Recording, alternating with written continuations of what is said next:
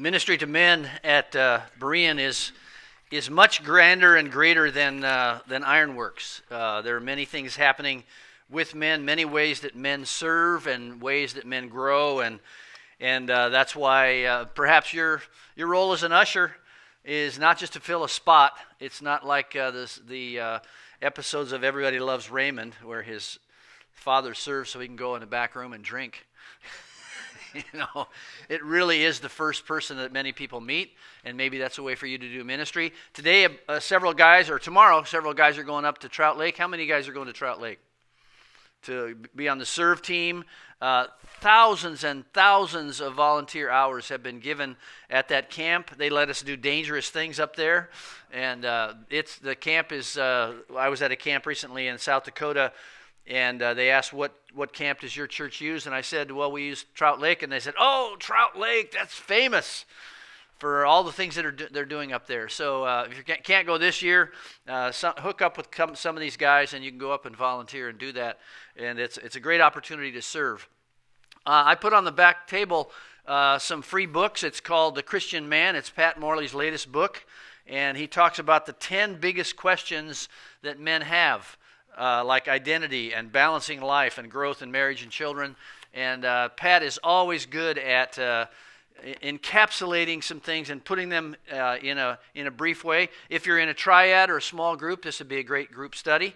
And don't take them for all your group, But if you can read, and if you want to read, you're welcome to take them while supplies last. Get there before the selfish people get there, all right? Well, this morning I want to talk less and let you talk more and let you listen more. And because we're talking about, oh, brother, that we all need brothers. And I've had fresh experiences this week where I have just savored the privilege it is to walk with brothers into a problem or to get resources that I didn't have myself that someone else had. And I've been reflecting on that a lot lately. And, we talk about how iron sharpens iron. You know what this is? It's a scraper. And before there was sandpaper, there were scrapers. It's a piece of hardened steel, and you pull it across wood, and it'll shave a microscopic shaving off that wood. Now, this is not a good one, but it sort of works. But when you see a good scraper working, it's amazing. It can save you a lot of time. And I used this one until it got dull, and then somebody told me, no, you need this burnisher.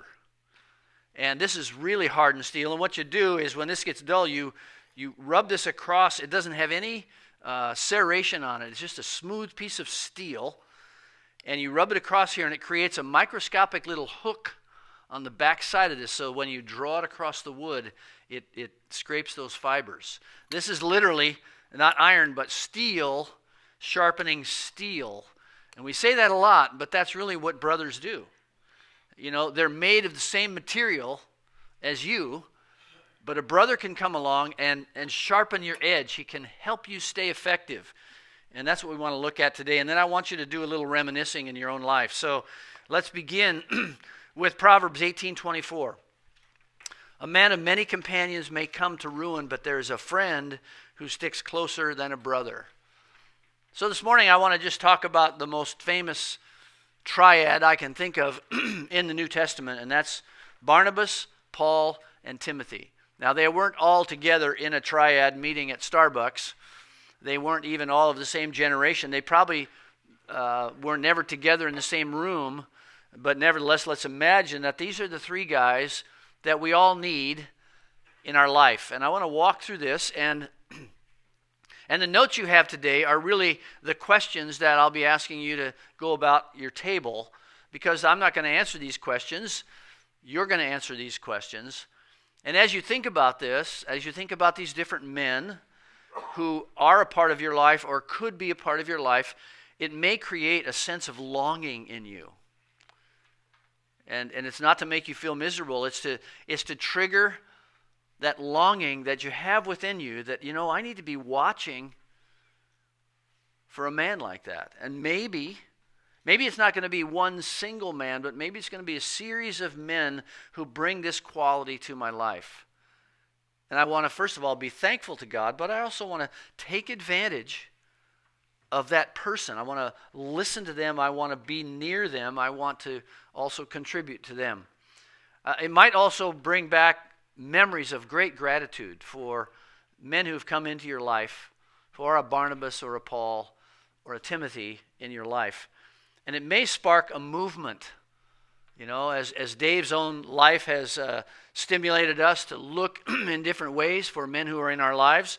Maybe this will spark a movement in your life. So let's look at the first man, who is Barnabas, who is the first to brother me. In other words, by first, I don't mean first in number, but he's the guy that's ready to jump in. It's his automatic response to come and encourage. And the most famous passage about Barnabas is in Acts chapter 4, where he first appears in Scripture. And here's what it says about Barnabas. In the earliest church in Jerusalem, there was not a needy person among them, for as many as were owners of lands or houses sold them and brought the proceeds of what was sold and laid it at the apostles' feet, and it was distributed to each as any had need. Thus Joseph, who was also called by the apostles Barnabas, which means son of encouragement, a Levite, a native of Cyprus, sold a field that belonged to him and brought the money and laid it at the apostles' feet. So here's how we meet Barnabas in the New Testament, is that he's from another country. He's from Cyprus. He's in Jerusalem, and he sells a field. I don't know how he does that. There wasn't any internet. I don't know how he did that, but he sold a field, and he brought the proceeds and gave it away. And that's sort of Barnabas's biography. He's a guy who's always giving. Later, you remember in the book of Acts, the Apostle Paul, well, he wasn't the apostle yet. Saul was met on the road to Damascus in that blinding light and said, Lord, here I am. And he went back to Jerusalem, and everybody was afraid of him because Paul was viewed as the assassin. He was the Taliban. But who brothered him? It was Barnabas. The apostles were afraid of Paul, but Barnabas went and listened to his story, heard his story, believed him, and put his own credibility on the line and said, this man is the real deal. Later, Barnabas was sent up to Antioch to check out whether the believers there were really following the way. And he searched and went and found Paul and brought him, and basically they co-pastored the church in Antioch for several years. And then it was Paul and Barnabas and Paul, who were called on the very first missionary journey and sent out by that church. And Barnabas was this guy who was always giving, and so he never wrote anything. We don't have anything written by him. Great doctrines are great to have, but it's a man like Barnabas who lives out a great doctrine. He lives out his faith, and that's the kind of guy he was. He was a leader maker. Now, I can't tell you how many men in my life have been a Barnabas to me. Some have walked with me through seasons. Others have just kind of come into my life, spoken a word to me, and it fortified me to go the next journey. I remember back in my church in Colorado, I had to fire our youth pastor. And he was a pathological liar and a bunch of stuff, and I still want to meet him in a dark alley, but I'm forgiving him. But it was really a dark time because this church was just beginning to come out of the doldrums after 20 years. And now we had a youth group, and this guy just devastated our youth group. And all the parents were suspicious of me, and I was 32 years old, and they felt like I didn't know what I was doing, which was probably true, but I knew about this issue. And I was really down about it. And one Sunday morning, this guy came up to me. His name was Gene. And Gene was a printer. He owned a little print shop. And his print shop was gradually going broke. He was just fighting it. He was just working mammoth hours. He had a couple of sons in the youth group. And he came up to me one Sunday morning and he said, "You did the right thing. And I'm behind you." Now, why do I remember that? I have not had any contact with Gene for 35 years. He was a Barnabas to me in that moment. He believed me. He stood with me. He just said, you've got whatever strength I can give you. And I could mention hundreds of times like that when someone has approached me or someone's walked beside me. Who has been that person for you? So here's some questions you could ask yourself. And you can ask them around the table. Who was it that believed in me? He was the first to listen to my story. And he didn't shame me for it. He went to bat for me. And that's what Barnabas does. That's what a Barnabas does. Is somebody who just walks beside you, maybe doesn't say a lot, maybe hasn't written books and does nothing heroic. You just know if I ever need him, he'll be there. Who is that for you? Maybe nobody comes to mind right away, and this creates a longing. But around your table, I want you to hear stories this morning of other men who can identify somebody like that and tell you about it to create the lens through which you can look. Who in my life do I have like that, and who do I need to allow in to encourage me? And we need a lot more Barnabai. How's that? Is that the plural? On the other hand, maybe you are that Barnabas. You have something to say. You know the difference between a compliment and an affirmation? A compliment is, hey, you look nice today, which a man would never say to another man, but, nice outfit, great shoes. But, a compliment is like good job or, whatever. But an affirmation is to say to a man, this is what you bring to the game. This is what you said and meant something to me. An affirmation talks about the character or the contribution, not just the outward aspect of a person. And that's so important to men. And you might be that Barnabas. Our wives often don't understand that. It's the language of respect. And fortunately, I have a wife who understands that. And when she tells me that I've done something that is strong, or I've done something that I've accomplished something, or she just appreciates my hard work, it just makes me inflate, And that's the language of respect. And a Barnabas comes beside someone and says, thank you for doing this, or I noticed this about your life, or you always give me blank when I'm around you. It's a little risky because you're letting your own spirit be seen, but maybe you need to be that Barnabas for someone. Well, let's go to the second guy, because I promised you I wouldn't talk too long this morning, and that is a Paul. Paul is the first to push me. Have you had anybody in your life who pushes you to greater depth? The Apostle Paul would be that guy. He doesn't have to be the Apostle Paul. I've had a couple guys came immediately to my mind. When I was a young pastor, we were, as a discipleship process, we were using the Navigators 2.7 series, which was a basic discipleship series geared for churches. And Ron Ortley, who designed it, he was in our church, decided to take me on as his project. And that's not the right way to say it, but he said, would you like to meet once a week?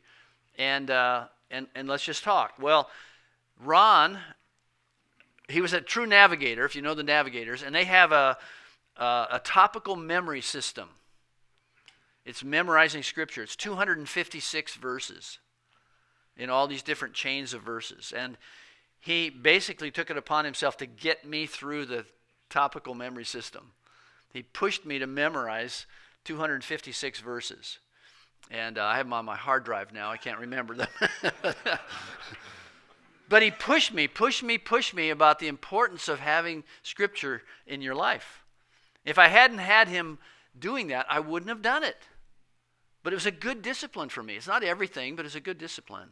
Another man that comes to mind is a man named Alan, who became a co-pastor with me in Colorado. And he pushed me in the realm of meditation and prayer. he would say, let's go for a prayer walk. And we would walk for an hour and just pray out loud, which was really weird at first. I'm not talking to him, I'm talking to God. And he pushed me in the realm of that and of church planting and of being missional. And if I hadn't had Alan in my life, I wouldn't have been exposed to those things. Well, the Apostle Paul was a pusher. He says this to Timothy in 2 Timothy 3:10. He says, he's talking to Timothy, you, however, have followed my teaching, my conduct, my aim in life, my faith, my patience, my love, my steadfastness, my persecutions and sufferings that happened to me at Antioch, in Iconium, and at Lystra, which persecutions I endured. Yet from them the Lord rescued me. He asked Timothy to accompany him, and what a ride that was. Timothy had no idea they would go through all these things together, beatings and shipwrecks and all these kinds of things. But Paul pushed him, and in 2 Timothy chapter 3, starting where I started reading, if you just read through the end of the book, he's constantly saying, but you Timothy, you continue. He says, I charge you, Timothy. As for you, Timothy, fulfill your ministry, Timothy. Do your best. Have you had anybody in your life who basically said, with love, not out of legalism, you could do better? You're capable of more. Somebody who's a coach, and Paul was a pretty stern coach, because remember, he cut John Mark from the team. And it made John Mark a better man, because he later hooked up with Barnabas and became a co-missionary with Barnabas, and later wrote the book of Mark. It was good for Mark to be cut from the team, because I think it woke him up that, you know what, I'm disappointed that I didn't step up, and now I will. I will do that later. Have you had anybody in your life who pushes you? So who's been your Paul? And maybe that wasn't an individual person. Maybe it was a teacher. Maybe it was somebody else, or somebody who came along for a few days or months or a season in your life, that he invited you into the adventure of discipleship and said, come on, you can do this. You can read, you can listen, you can learn. You're capable of this. He set an example of loyalty and tenacity. His own life was modeling what he was asking of you. He let you see his life in 360 degrees. It wasn't a secret. He wasn't some guru who came down from the mountain. He walked beside you and challenged you. And he won't let you play small. That to me is a haunting phrase. Am I playing small? In other words, am I just settling for what comes easy? So, who has been a Paul in your life? And it might be somebody around your table that they don't even know it, but their life has challenged you to go deeper, to go farther, to do some things that you never expected you would be doing. Well, so that's the second person you want in your triad. And by the way, that would be a quad then, right? If we have four of us. But I can count. But here's the third one, and that's Timothy. He's the first to follow. Somebody who is following you, or somebody who is following the way of the master in a way that you can see it. And here's what it says in 1 Timothy 4:12. Paul admonishes Timothy, let no one despise you for your youth, but set the believers an example in speech and conduct, in love, in faith, in purity. Timothy was the one, Paul met him in, I think it was Lystra, in Acts chapter 16, and asked him to come with him. But obviously Timothy was ready to do that. Paul read something in his eyes or his body language or his devotion, and he knew that Timothy would come with him. So who has been your Timothy? By simply meaning somebody who wants to be with you. Or who might that be in your life? It might be a grandson or a granddaughter. It might be a friend. It could be a neighbor. It could be something that's really casual. It's not a church program. It might be a neighbor who just wants to come with you on a project. But it might turn into a relationship that goes deeper than what you imagined? Who is it that you feel like, we just like being together? And I think Timothy's draw was, I just want to be around this guy. Now, men aren't going to say that, like when we're first grade boys and we run up to each other in the playground and go, you want to be my best friend? We just cut through all the stuff right away. Well, we're not going to do that as grown men, but who do you notice listens to you or wants to have a conversation with you? Well, maybe that's a Timothy that you can begin to build into. It's not a hierarchy. It's a brotherhood, but you have something to offer. And one of the deepest things in all of our lives is we feel like, well, I don't have much to offer. If you looked inside of me, it would be D-U-L-L. I've got nothing in here. Well, you know what? When you notice that you may have a Timothy in your life, it sharpens you. Because you need to live up to what you're saying. So here's some questions you can ask about that Timothy. He wants to be with me. He is teachable. He's somebody who can grow to meet the challenges that he faces, and I can encourage him to meet the challenges he faces. In other words, I'm not trying to fix him. I'm trying to be a Paul or a Barnabas to him to help him step up to meet the challenges he has in his marriage or in his job or his attitude or his finances or his skills. I'm just there to help him meet the challenges. It's the Home Depot motto, which I wish I'd have thought of first. You can do it. We can help. And that's what a Timothy needs. So I want you to talk around your tables. You have the questions in front of you, and maybe some of you won't have a whole lot to say. That's okay. It's not a blame. It's not a shame. But you may learn something about the other men. Maybe you'll mention a person. Describe that person as a Barnabas, a Paul, or a Timothy in your life. And as you share around that, let the longing be awakened. I need these kind of men in my life. And let the gratitude also be awakened for looking back and saying, I have a person or I have a string of people who have been this for me. And I think it'll be a rich time. So share around your tables about this triad that every man needs in his life.